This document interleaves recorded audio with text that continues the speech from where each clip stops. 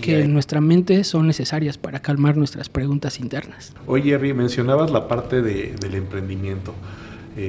¿Cómo es que se te ocurre o que nace la idea de hacer un podcast? Oye, amigo, es que le hemos tirado muchas cosas. Uh-huh. Que los podcasts es una de tantas cosas que hemos emprendido. Hay cosas que no han funcionado y hay cosas que sí han funcionado. Por ejemplo, simplemente el hecho del trabajo que tengo ahora en el gobierno o con una persona de los diputados es porque me aventé a hacer cosas, a no tener miedo. Entonces, el podcast es una de esas cosas en donde veo la necesidad de poder compartir a una mayor escala lo que creo, ¿no? O sea, cualquier tema, pero lo magnificas en este formato de comunicación, magnificas lo que sabes, y bueno, también es saber que no sé mucho, sino que hay gente que sabe más que yo, y son a ellos a los que entrevisto. Entonces, creo que esa es la manera en la que se me mete en el corazón después de la pandemia. Pero ¿cómo llega ese momento que digo, no, yo quiero hacer un podcast, quiero comunicar, y cómo es el proceso, ¿no? O sea, porque ahora veo y tienes todo un equipo, tienes todo, o sea, digo, dominas esta parte de bueno, ya tienes esa experiencia en esta parte del podcast, pero ¿cómo empieza? ¿Cómo te levantas y dices, va a ser un podcast? Y una vez que tomas la decisión, ¿qué empiezas a hacer? ¿Cuáles fueron los siguientes pasos? O el primer paso, más bien. Sí, bueno, yo creo que siempre soy de observar mucho. Uh-huh. Creo que eso me ha ayudado mucho el tema del liderazgo en una iglesia. Como pastor me observo. No con un afán de encontrar cosas donde no, como mucha gente confunde la religión, sino de observar porque soy diseñador. Entonces, figuras, colores, tonos, o sea, todo ya en mi cerebro lo tengo así como ordenadito. Uh-huh. Entonces, creo que esa parte de ver lo que funciona. Entonces, vimos, por ejemplo, en la pandemia, que lo que salió fueron los podcasts. Fue el boom de los podcasts por el hecho de estar encerrados. Ahora, me di cuenta que mi círculo no era tan amplio y que es importante tener un mundo un poco más amplio. Entonces, empecé a observar mucho. ¿Por qué? Porque durante la pandemia lo que hacíamos era compartir la palabra, es decir, las enseñanzas. Nos grabábamos en la semana, preparábamos un video y lo subíamos y ya lo publicábamos. Entonces, era un video programado para la iglesia. Pero cuando empezamos a ver que había gente de Acapulco, había gente de Colombia, había gente de Venezuela, había gente de Argentina que empezaba a ver las enseñanzas y empezaba la retroalimentación de gracias por esa enseñanza, yo empecé a darme cuenta la potencia de un micrófono y de una cámara. Okay. Entonces, una de las cosas que a mí me movió mucho fue cuando me dio COVID. O sea, no me pasó nada, gracias a Dios, pero fue en el tiempo en donde alrededor de nosotros se murió un montón de amigos, se murió un montón de gente del trabajo, de todos lados. Me da a mí, yo me espanté mucho, me da pena, pero me espanté, no me pasó nada, no me dio ni gripa, no me dio calentura, no me dio nada, solamente se me fue el sabor. Y una de las cosas que pasaba en mi cuarto es, yo necesito dejar un legado a mis hijas, yo no me quiero morir. Si me pasa algo, ¿quién fui? Si me pasa algo, ¿quién me conoció? Y yo creo que la vida no es que te conozcan, pero tampoco es que pases desapercibido, ¿no? Entonces, una de esas cosas que me despertó, te digo, fue observar, salir de la pandemia y dije, voy a disfrutar a mi esposa de una manera distinta, a mis hijas de una manera distinta, a mis amigos de una manera distinta, a mis padres de una manera distinta, la iglesia de una manera distinta. Entonces empecé a ver en internet, hice muchos videos, hice muchas enseñanzas. Y cuando de repente empiezo a ver los podcasts, porque no veía podcasts hasta ese tiempo, empecé a darme cuenta que había gente que lo podía hacer. Ya platicamos de algunos, que yo decía, creo que lo podría hacer mejor que él. Entonces, pues en la pandemia empecé a comprar cosas. De hecho, estos micrófonos, esas cámaras, es la segunda compra de renovar un equipo. Okay. ¿Por qué? Porque grababa con mi teléfono, con el teléfono mío, el de mi esposa. Lo citaba a mi casa. Te digo que empecé con mi hermano, empecé con mi concuño, Empecé con mi prima. Bueno, mi hermano es maestro en finanzas, mi concuño es pastor, mi prima es tanatóloga, mi cuñada es contadora, abogada, y empecé con ellos. Entonces dije, bueno, vamos a empezar. ¿Quieres? Voy a empezar esto y lo otro. Entonces, bueno, lo que hice era una sola toma. Nos pegamos a la pared, prendí la tele, puse luces de colores y no tenía micrófonos. Lo que hice fue poner micrófonos de este tipo, pero en Photoshop. Es decir, tenía una cámara, dividí a la mitad la toma de mi invitado, la mía, y puse acá unos micrófonos como falsos. Te voy a mandar una foto. Sí, vamos a ponerla aquí. Sí, y grababa con unos lavalier chiquitos, así de solapa. Ajá. Entonces me ponía a editar. Obviamente, pues los tengo grabados como recuerdo. ¿Sabías editar? O sea, tú y yo ya sabía editar.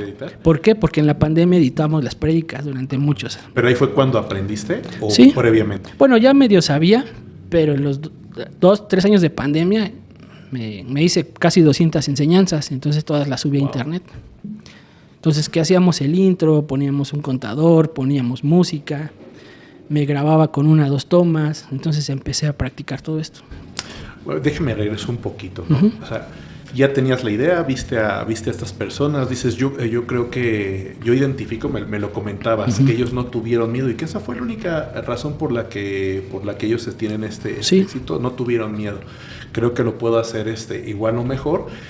Y cuando ya decides hablarle ese primo, o sea, dar ese paso, o sea, el decir, ya, le voy a hablar a alguien y no importa que sea el celular mío, el de mi esposa y en mi casa y con la pared. Pues es que ya tenía la idea, entonces lo que un día platicamos es ahora o nunca. Ya le hablé a mi concuño y le dije, ¿qué onda, Marc? O sea, Marcos, ¿qué onda, Marc? Voy a hacer mi primer podcast, ¿quieres entrarle? Y son chavos que nunca te dicen que no. Me voy a cambiar de casa, ¿me ayudas? Sí, ahí estoy. Oye, me siento mal, ¿puedes venir? Sí, ahí voy. O sea, son esos chavos. Entonces, pues agarras lo que tienes cerca. Agarras quien te va a decir que sí. Y ese fue, el primer paso, el primer punto a decir ya es, si no lo grabo hoy, no lo voy a hacer mañana. Entonces, lo que platicamos y con lo que empezamos, ¿no? Si no es ahorita, no voy a dar el primer paso. Entonces, yo creo que esa parte de atreverse es muy importante con lo que tengas, pero hay que dar el primer paso. Y te lo comentaba porque cuánta gente no se queda en eso.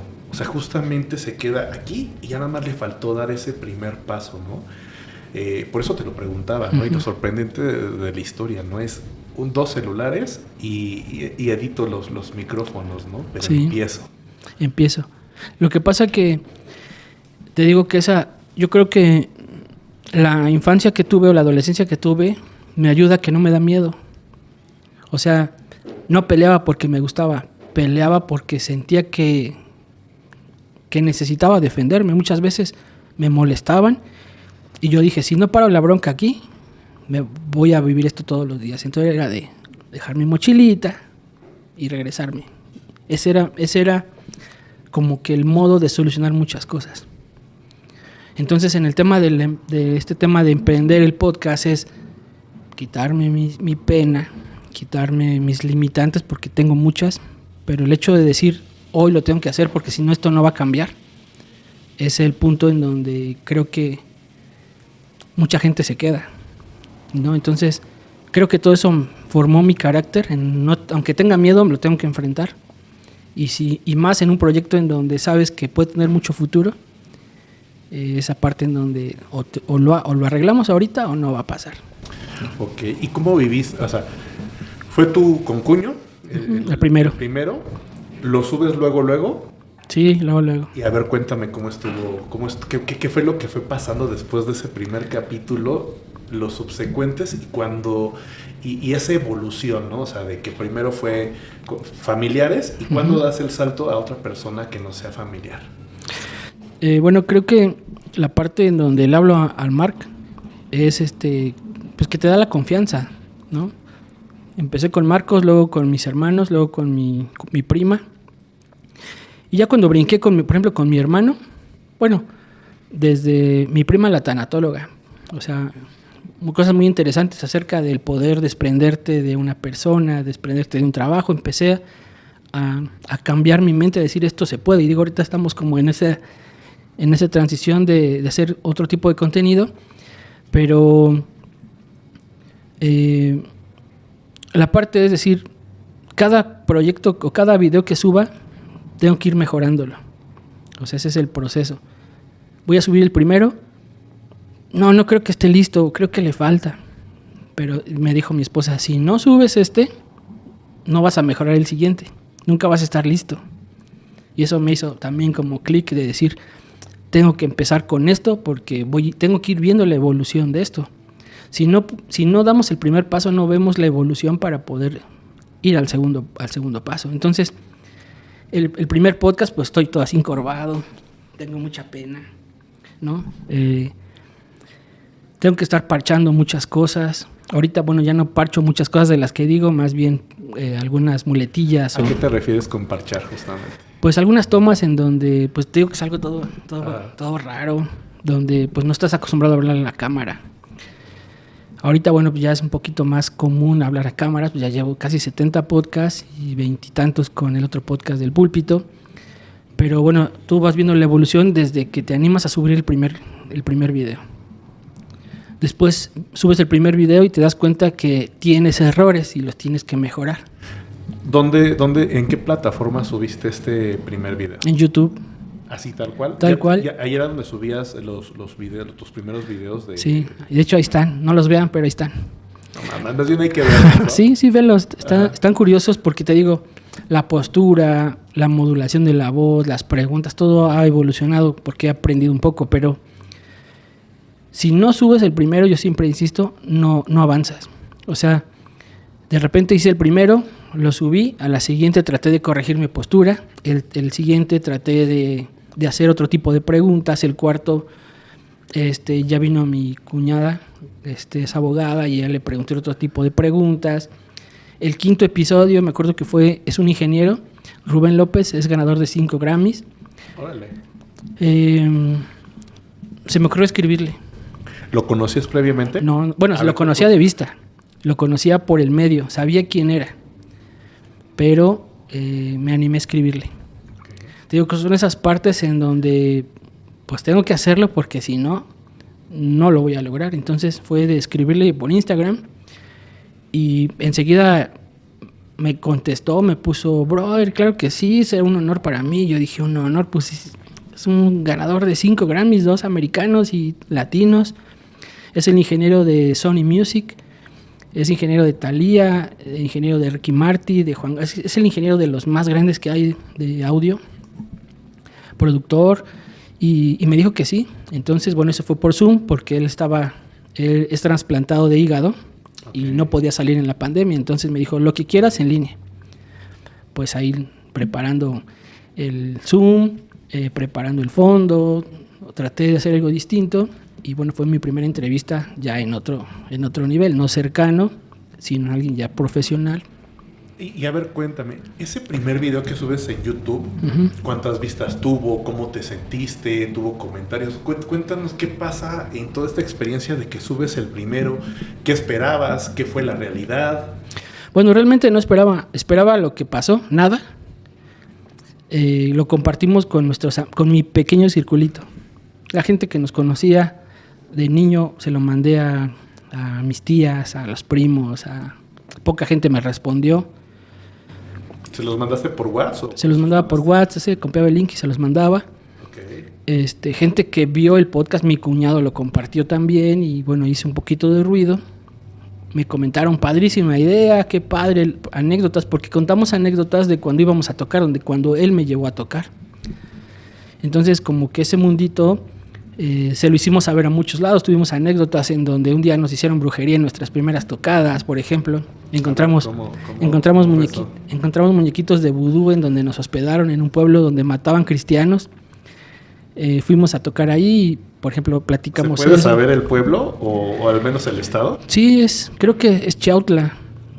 No sé si es Estado de México o Puebla. Nos llevaban de ahí de morrillos. Uh-huh. Y cuando entramos al lugar donde nos hospedaron, entró Benja, que es mi cuñado, pero estaba muy niño, y agarró los muñequitos y dice, mira, hay 3 muñequitos. Y ya dijimos, deja esos brujerías vudú. Después, en ese mismo viaje, una señora, traemos los pelos largos, una señora ya grande nos da unos 20 pesos para que nos cortáramos el pelo. Después en ese mismo pueblo subimos a un cerro y vimos la morgue llena de cuerpos. O sea, en ese viaje vimos muchas cosas raras, ¿no? Después fuimos a otro pueblo en Michoacán, Tupátaro, y ahí pasamos muchas cosas que vimos en la autopista. Viajamos mucho durante algunos años y todo eso lo hablamos en el podcast, okay, ¿no? Entonces, era nuevo, en mi círculo nadie había hecho podcast, en mi círculo, entonces les pareció como novedoso. Realmente tuvimos bien poquitas visitas, pero es lo que te decía. ¿Cuántas fue bien poquitas visitas? Porque dijiste primero nada. Pues como 100, okay, 100 vistas, o sea, pero ya llevo casi 3 años. ¿Y qué te hace, pues no detenerte? Porque también algo es cierto, es que cuando no se dan los primeros resultados, mucha gente ya no continúa. Uh-huh. ¿Tú qué pasa cuando ese primer podcast tiene 100? ¿Cómo fue esa secuencia? Lo que pasa que siempre, amigo, espero que algo sea mejor que lo que hago. Okay. Entonces eso como que moldea mi modo de pensamiento para no desilusionarme y continuar. Por ejemplo, sé que el primer paso me tiene que llevar al segundo, que va a ser mejor. Entonces eso, en la parte de hacer algo, siempre tengo esa confianza de que el que viene va a ser el mejor. Entonces eso es lo que me mantiene fiel en lo que creo. Lo que estamos viviendo, sé que tengo que pasarlo, vivirlo, para poder conquistar lo que viene. Ese es uno de mi modo de pensar para poder vivir con esperanza. Creo que eso me lo ha dado la fe, me lo ha dado Dios a través de la Escritura, porque eso dice la palabra, que la fe es lo que no existe, pero tú lo ves con tus ojos espirituales o en tu mente, y lo que ves de repente se convierte en algo que es tangible. Dice, la fe es la certeza de lo que se espera, la convicción de lo que no se ve. Entonces, al momento de yo hacer mi primer podcast, sé que tengo que hacer el segundo para poder ver lo que estoy soñando. Okay. Y así ya llevo casi 70. Y cuéntanos, pasa con este ingeniero que lo haces por Zoom, uh-huh, y luego ¿qué sigue? Bueno, ese fue mi primer podcast más famosito, porque... Perdón que digo, uh-huh, eso quería llegar. ¿A qué te refieres con que fue más famosito? ¿Qué vives? Y luego ¿qué sigue? Que es alguien que todo el mundo en el medio conoce. Uh-huh. O sea, para mí fue un logro decir, ya entrevisté al ingeniero Rubén López, ganador de los 5 Grammys. Le hice preguntas, por ejemplo, como ¿quién ha sido la mejor persona que he conocido? Y ¿sabes quién me dijo? Ricky Martin. El hombre más correcto, más educado y más profesional. Por ejemplo, ¿no? Uh-huh. Y le digo, la música cristiana, no, Marcos Witt es el hombre que para mí ha sido de mis mejores experiencias. Bueno, en ese modo de pensar, para mí es saber que ya puedo hacer algo más grande. Entonces, te digo, no tuvo tampoco muchas vistas, pero ya yo estar en la portada con Rubén López para mí era así lo máximo, ¿no? O sea, ya no era alguien muy cercano, realmente era alguien profesional. Y digo, ya después hicimos otro programa ya en vivo, ya lo conocí, ya lo pude abrazar y bueno, ya ahora podemos mensajearnos, podemos felicitarnos y bueno, ha sido cosas muy padres, pero la parte en donde me doy cuenta que puedo hacer más es la parte que te digo, me motiva para seguir haciendo el siguiente. ¿Cuándo compras esa primera cámara? ¿Cuándo pasa esa transición de los celulares a una primera cámara, a algún micrófono? Bueno, pues para poder comprar mi primer cámara tuve que ahorrar, amigo, porque fue en tiempo de la pandemia en donde todos nos redujeron. Nos redujeron sueldos de mis 2 trabajos. Se cortan muchos ingresos porque hacía páginas web, ya no necesitaban muchas cosas, muchas empresas tronaron. Entonces era de ir guardando, hasta que estuve buscando mucho tiempo una cámara que me ayudara. Tenía una cámara, pero se cortaba cada 20 minutos. Entonces yo tenía que pararme a darle clic, a volver a aprender. Si no me acordaba, pues se pasaba un ratote de lo que había platicado. Entonces, uno en la necesidad va viendo qué cosas pueden ayudarnos. Entonces, fue buscar, ahorrar durante un rato y compré mi primer cámara. Después compré unos micrófonos de una marca muy sencilla. compré una consola que no me sirvieron para lo que quería, es decir, compré algo que no necesitaba, bueno, sí necesitaba, pero no eran compatibles. Ahí lo tengo todavía como recuerdo, pero han sido de hecho de ahorrar, amigo, aguantarme, seguir mientras ahorraba para comprarme una cámara y enseguida la otra y enseguida la otra. Lo mismo con los micrófonos. Después compro un micrófono y veo que no funciona. Después compro otro y veo que nada más se puede uno en la computadora, entonces me empuja a comprar una consola. Entonces, creo que una cosa cuando haces una buena inversión te va a empujar a comprar otra. Y eso te va a exigir comprar otra, ¿no? Entonces, así es la manera en la que hemos hecho, pues, de nuestro equipo. Luces, cables, bases, micrófonos, cámaras, memorias, actualizar el software de la computadora para poder editar, si no, no caben los videos. Y así, ha sido así ese proceso de ahorrar para poderlo comprar. Cuando compraste esta primera cámara, ¿ya cuántos podcasts llevabas? Yo creo que como 10, amigo. Okay. Yo creo que como 10, porque todavía venimos aquí y grabábamos con mi teléfono y con el teléfono de mi esposa. ¿Ya aquí? Aquí todavía. Uh-huh. Sí, lo ponía ahí. Ya después la primera cámara, no miento, creo que la primera cámara la pusimos hasta el capítulo 20 con Marto. Ok. Ya creo que él fue el que le puse ya la primera cámara. Y grababa con una GoPro que ahí tengo todavía. Entonces tenía que nivelar mucho los colores porque me da otros tonos en la noche. La GoPro de día graban padrísimo, de noche nunca la he entendido. Entonces grababa con la GoPro y con mi teléfono. Entonces tuve muchos invitados así. Ahora, ¿había quien te asesorara? ¿Tú No. tenías como a una especie de mentor? No, nada. Creo que ese tema es muy celoso y mucha gente no te va a querer ayudar aunque le preguntes. Entonces lo que yo hacía era buscar muchos tutoriales para pues saber cómo funciona, saber cuál es la que te conviene, saber cuál es la que te va a ayudar con eso. Y así fue como empecé ahorita ya conozco un poco más, pero nadie te va a querer ayudar. En el tema del emprendimiento, como dijo tu hermano, es un tema en donde tienes que arriesgarte, pero también tienes que aprender. Y muchas veces aprendes en la experiencia, ¿no? Uh-huh. La teoría, pues sí te ayuda, pero no es suficiente. No, y pasas la curva. O sea, al final del día, ahorita que me vas contando cómo compras algo y tal vez no te sirvió, no era lo que esperabas, esa experiencia te lleva a comprar lo que sí necesitabas. Exacto. Y yo le llamo siempre que es a veces, yo soy experto en eso, en pagar cursos caros, ¿no? Qué padre. Tú inviertes en algo, pero no, ves metafóricamente, porque tú inviertes en algo y no te funcionó. Entonces, pues la inversión quedó ahí, pero ya te lleva hacia donde... Te va dirigiendo. Y tú lo que acabas de contar, literal es el proceso que vive un emprendedor, ¿no? Cuando tú no tienes ese conocimiento y que tal vez compras una consola y bueno, no era la que ocupaba en ese momento, pero bueno, te va guiando. Y parte de lo que hacemos en el curso que damos de emprendimiento, tú mencionabas ahorita que a veces la gente es muy celosa. Nosotros literal nos desnudamos, en el sentido de que... Sí, de que compartes todo tu conocimiento. Compartimos todo. ¿Por qué? Porque nosotros siempre quisimos esa parte, ¿no? De que quién te va a ayudar hoy, o quién te va a ayudar a esto que no sabes. Y como tú lo dices, no encuentras muchas respuestas. No. O encuentras respuestas, pero no te dicen la parte... ¿Qué hacer? Y nosotros lo compartimos así tal cual, porque justamente lo que queremos es que cuando tú emprendes vas contra dos cosas, ¿no? Contra la lana, si se te acaba, pues sí, ahí ya valió, ¿no? También no te puede frenar. O contra el tiempo, que también es otro. Entonces lo que nosotros tratamos de hacer es reducirles esa curva. Gasta menos para que sigas teniendo algo que te pueda ayudar más adelante.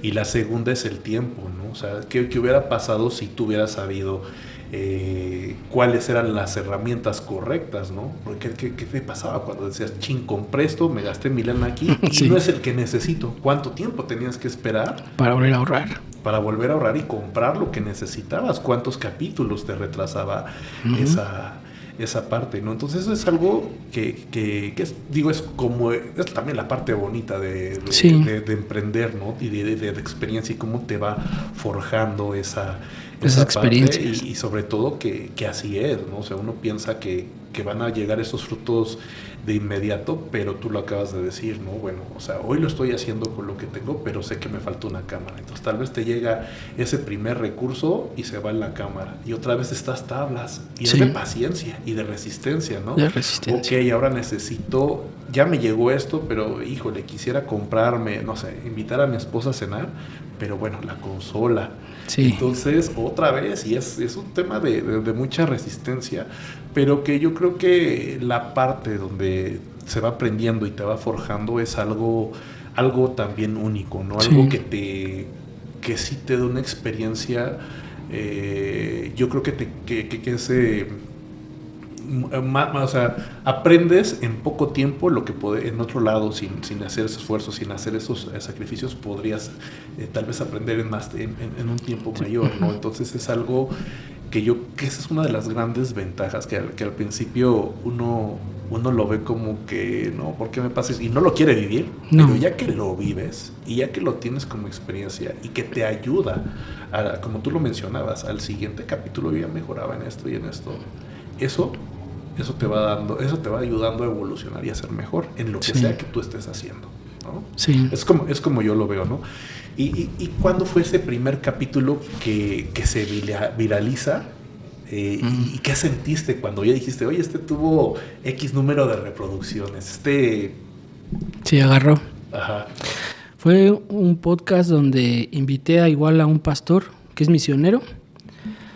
Igual, lo vi, y él hizo una publicación de Navidad, recuerdo que era Navidad, entonces estaba el arbolito, me acuerdo todo de ese tiempo en donde pues me animé a escribirle. Por eso ayer me entrevistaba un muchachito, un adolescente que está haciendo su podcast en Instagram y tiene ahí un poquito seguidores, pero lo está haciendo. Entonces pues me dijo, ¿quieres participar? Y dije, pues sí, a mí me hubiera gustado que alguien me diera jalón luego.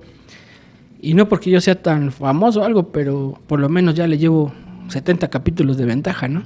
Entonces le escribí, le dije, hola brother, soy Jerry Velázquez, tengo un podcast, me interesa mucho de hecho no sabía nada de él, pero me llamó la atención que lo había visto en varios lados con diferentes personas en su Instagram. Entonces lo invité y al poquito tiempo, no sé, unas 2-3 horas me respondió y me dijo, brother, claro que sí voy, ¿dónde es? Y yo dije, wow. ¿Tú lo invitaste para entrevistarlo a él? Sí, para entrevistarlo a él. Entonces, ya había invitado a 2 personas más, Gilberto Rocha y Joe Rocha, es un pastor de las iglesias más grandes aquí en la Ciudad de México, y a su hijo. Entonces, platicamos muy padre, pero cuando viene este brother JC Marker, es un pastor en Toluca, pero es misionero, ha viajado a Turquía, a Rusia, a Rumania, no sé cuántos países, y viene, me cuenta una historia acerca de Rusia, en donde él de joven fue a la Unión Soviética, cuando todavía era estaba terminando la Unión Soviética, como en los 90s. Cuenta que lo detienen y él cuenta su historia de por qué el Juan Carlos es muy importante en ese tiempo para Rusia, porque cuenta su historia, pero al final se da cuenta que es importante porque era la novela que pasaban recientemente en Rusia, que era la de Victoria Rufo, y no me acuerdo cómo se llamaba la novela, pero salía Victoria Rufo y salía el galán, se llamaba Juan Carlos. Entonces él pasa toda la historia y al final se entera que el Juan Carlos causó un revuelo porque era el primer mexicano que se llamaba Juan Carlos y estaba en Rusia. Entonces entonces lo que él cuenta, yo lo pongo en 2 reels, es decir, agarro el video, lo edito, lo subo y corto la historia, porque es la historia particular de ese testimonio, es que lo corto a la mitad, es decir, que lo interrumpo. Entonces dije, bueno, para mí va a ser importante mandarlo a la mitad de ese video corto para que busquen el otro. Ese era mi modo de pensar.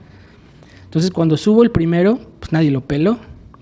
Y cuando subo el otro reel, de repente estaba yo en la casa y de repente veo las notificaciones y digo, 100,000. Ah, caray. Y lo tenía, no sé, 2-3 horas de haberlo visto. Y después 150,000, 200,000, 300,000 y ya, nos fuimos a la iglesia. Yo recuerdo que estaba ahí y le digo a mi esposa, mira, ya van 300,000 reproducciones y quién sabe cuántos comentarios.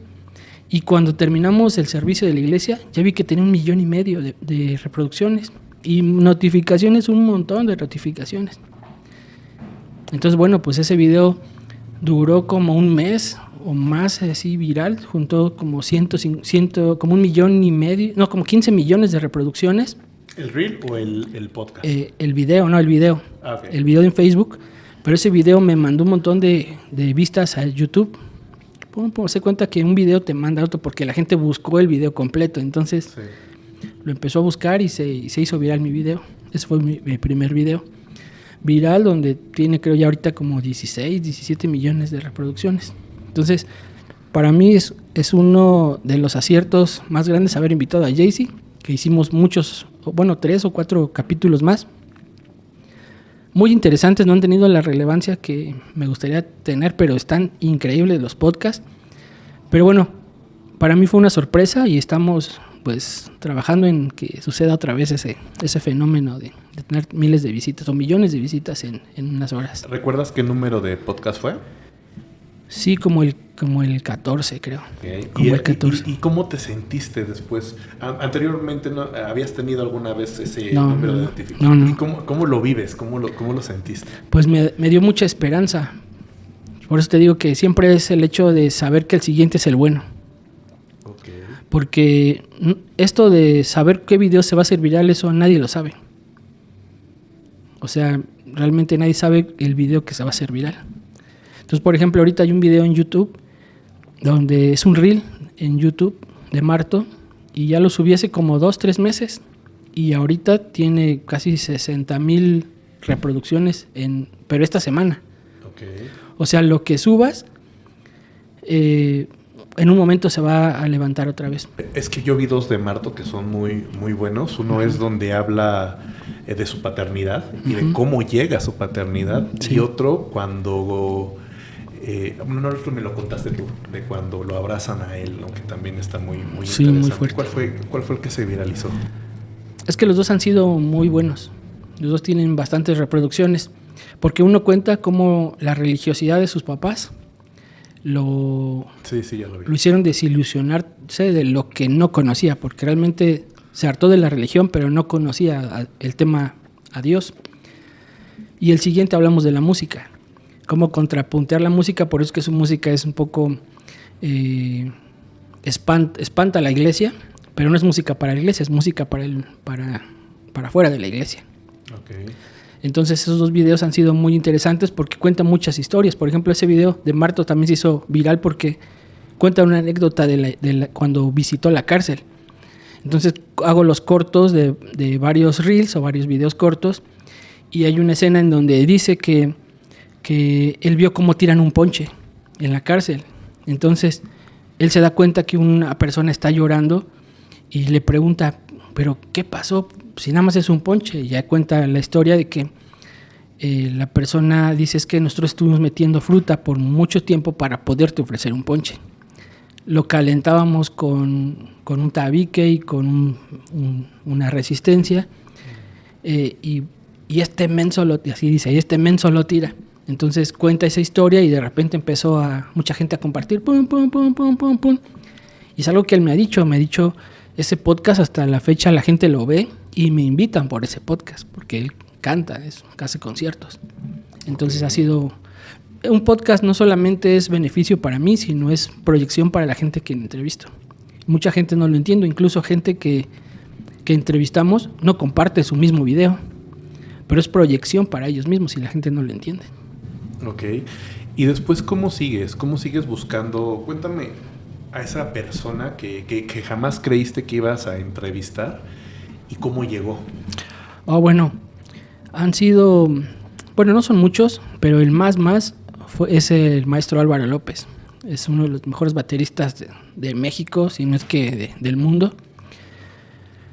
Siempre lo admiré desde niño, que es una de las cosas que hace el podcast. El podcast te puede acercar con la gente que te gustaría acercarte. Entonces alguna vez yo estaba escuchando un podcast y el podcast decía, ¿qué le ofreces a alguien para que te regale 5 minutos de su vida? que ya lo habíamos platicado. Entonces yo dije, tengo que hacer esto porque puedo obtener la cercanía con la gente que admiro. Entonces, bueno, fui invitando gente, fui haciendo mi cartera de invitados, y en una de esas, pues igual, Dios ayúdame, y le escribí al maestro Álvaro López, y que me responde. ¿Quién es Álvaro López? Bueno, pues es uno de los bateristas, fue baterista de Luis Miguel, ahora es productor de música cristiana, pero con los mejores músicos del mundo, produce música, es hermano del maestro Rubén López, el ingeniero, entonces son gente muy profesional en lo que hace. Entonces, bueno, te digo, el tema de emprender es que o te avientas o te avientas. Entonces me dijo, brother, claro que sí le entro, gracias por la invitación. Estuvimos cuadrando la invitación porque él viaja mucho. Entonces me dijo, ¿sabes qué? Sí estoy, pero no puedo viajar, acabo de llegar a Estados Unidos, me acabo de reponer de una alergia muy fuerte que me dio. Vienes, te doy la entrevista cuando quieras. Claro que sí. Entonces él vive en Querétaro, entonces pedí permiso en el trabajo, cargué mi equipo en el carro y ahí voy a Querétaro, 3 horas. Llego y bueno, pues qué sorpresa, me recibe Álvaro, me recibe su familia, muy atentos, y bueno, para mí conocer a mi ídolo desde niño en la batería, pues para mí fue algo muy especial. Además del trato, de la atención, el tiempo que me dio, entrevisté también a su hijo, y bueno, pues para mí es una de mis grandes entrevistas en el podcast al señor y el maestro Álvaro López. ¿Él es el más famoso? No creo. Yo creo que, bueno, en el sector música cristiana sí es de los más famosos. ¿Y de manera general? Yo creo que Antuna, el jugador el que es ahora el jugador del Tigres, creo que él es el más famoso que he entrevistado. Hay muchos artistas muy famosos dentro del sector música cristiana. Pepe López Band es famoso, Raúl Garciani, Nadia, la de la academia, también ya la entrevisté.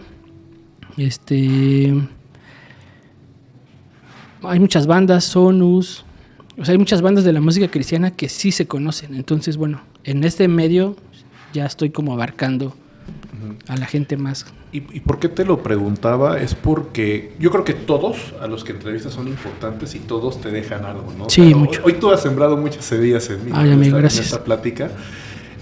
Pero ¿por qué te lo preguntaba? Porque creo, tú me desmentirás esta creencia que tengo o me la confirmarás, que a veces, mientras más famosos son, es un poco menos accesible. Es una percepción que yo tengo, pero por eso te la pregunto. Sí. Entre más famosos, menos accesibles. Y no porque la persona sea mala, sino por el mismo contexto, ¿no? Sí.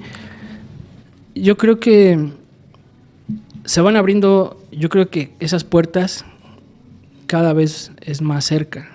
Porque yo le decía ayer al muchachito que me entrevistó, si tú no empiezas, no vas a alcanzar nada. Entonces yo creo que ya teniendo una cartera, por ejemplo, ahorita quiero dar el giro en la cuestión profesional, pero ya entrevisté a varios músicos, pero por ejemplo me gustaría entrevistar a gente más grande, por ejemplo de la música cristiana, por ejemplo a Alex Zurdo, a Redimidos, que son gente que tiene millones de reproducciones, millones de seguidores en todo el mundo. Suben un video y tiene más de, yo creo que 2 millones, 1 millón de reproducciones en una semana. O sea, están cañones en su marketing, en su fama. Pero sí es más complicado, pero yo creo que cada vez es más cerca. Pues lo que te decía, esa es mi esperanza. Tengo que hacer el siguiente para poder escalar al siguiente. Entonces ya no es lo mismo decir, oye, tengo esto que explicarle, que decir, te mando mi Instagram y ya tengo fotos con muchos artistas, con muchos personajes, y eso te va dando la opción para que la gente te abra y nos den esos 5 minutos que esperamos. Ok, y bueno, justamente hiciste una introducción de la siguiente pregunta que te iba a hacer. ¿Qué puertas te ha abierto el tener un podcast? Pues es que son muchas puertas en muchos lados, porque el tener un micrófono y tener un canal, un medio de difusión, te vuelve poderoso. La gente sabe que si yo ocupo las cámaras para hablar de algo, la gente sabe que no puede ser grosera conmigo. O sea, eso es algo, las cámaras y la audiencia te da poder. ¿Por qué crees que tratan a la gente bien cuando tiene muchos seguidores? Porque tiene poder para comunicar algo. Entonces, mucha gente que le escribo no te responde porque si te dice que no, sabe que puedo decir algo.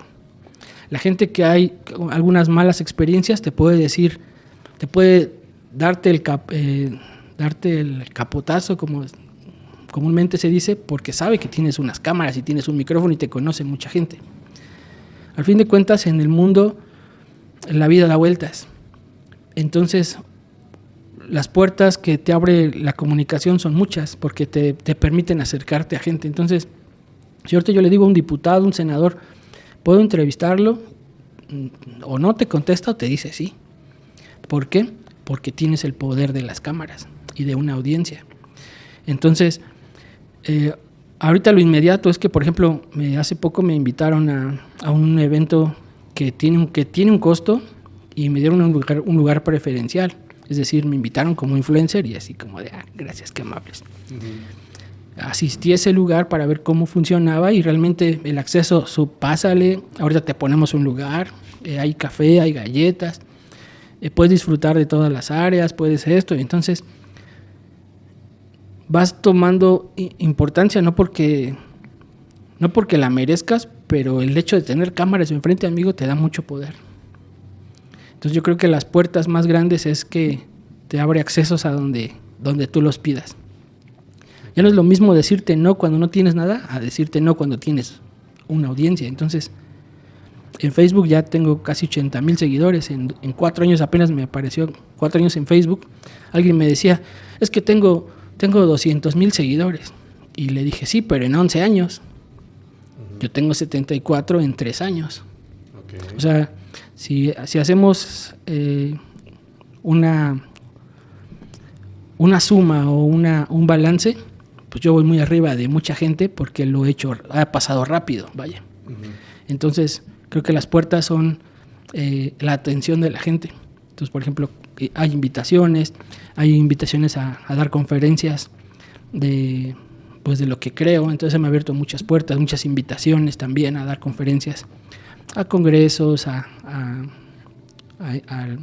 eventos especiales. Eso creo que ha sido el inicio, que también tiene una remuneración. Ok. ¿Y has hecho algún otro proyecto con alguien que conociste en tu podcast? Sí, una de las cosas que me ha traído estos podcasts es conocer a mucha gente, incluyéndote, amigo. Gracias, amigo. Nunca pensé que pudiera tener una amistad corta, pero creo que es sincera, el poder conocerte, primero ustedes. Tuve la experiencia de trabajar con un muchacho trabajar a distancia, hicimos una buena relación, el poquito tiempo que lo conocí, porque falleció, ya te lo voy a contar.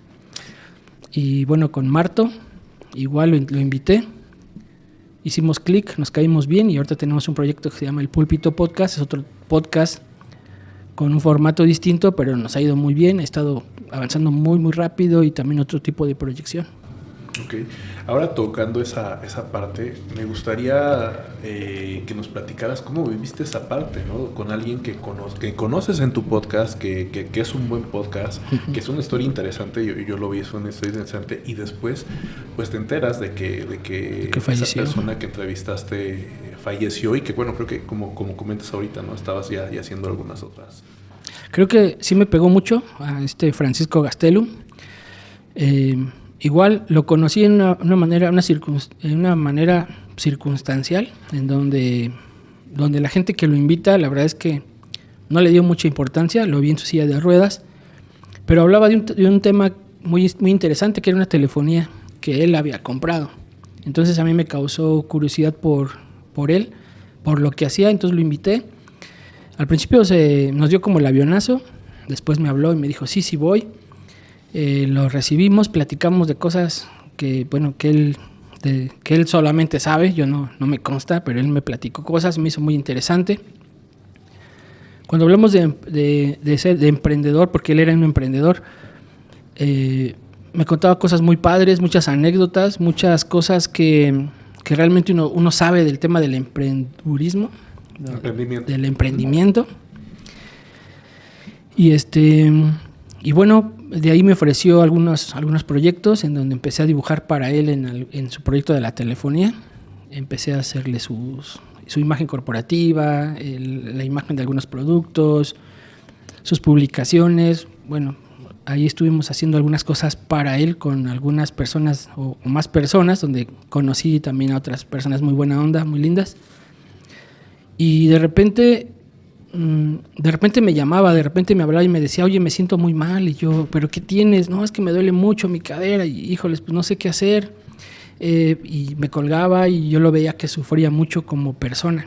Él vivía aquí en México, creo que era de Sonora, y él vivía solo aquí en México. Entonces de repente me mensajeaba, oye, necesitamos esto, necesitamos lo otro, y bueno, yo se lo enviaba. Y de repente alguien me escribe en el podcast después de algunos meses y me escribe, en paz descanse mi primo, y eso me sacó mucho de onda. O sea, dije, ¿qué pasó? ¿Por qué? Porque aunque no había trato, era una buena persona, era un buen cuatito. Entonces, enseguida me comunica uno de los muchachos que conocí ahí y me dijo, oye, ¿no supiste lo que pasó con Paco? No, apenas me escribieron qué pasó. Y ya pues me dijeron, ¿sabes qué? Tuvo un accidente y murió hoy en la mañana. Y bueno, pues sí me impactó porque en el poco tiempo que lo conocí me agradaba, me caía bien. Después, saber que se esforzaba mucho al haberme contado cómo sufrió que le desprendieran la pierna. O sea, tuvo un accidente, perdió la pierna, y nos cuenta en el podcast de Francisco Gastelma, ahí lo puede ver, cómo le desprenden el hueso de la cadera. O sea, no quedó con la mitad de la pierna, sino que tuvieron que desprenderle el hueso de la pierna de la cadera, y dice que eso lo despertó de la anestesia. O sea, el tronido de la máquina que lo desprende es algo terrible, y es donde empieza a ver muchas cosas en lo espiritual. Entonces todo eso como que hace una empatía para quien te la cuenta.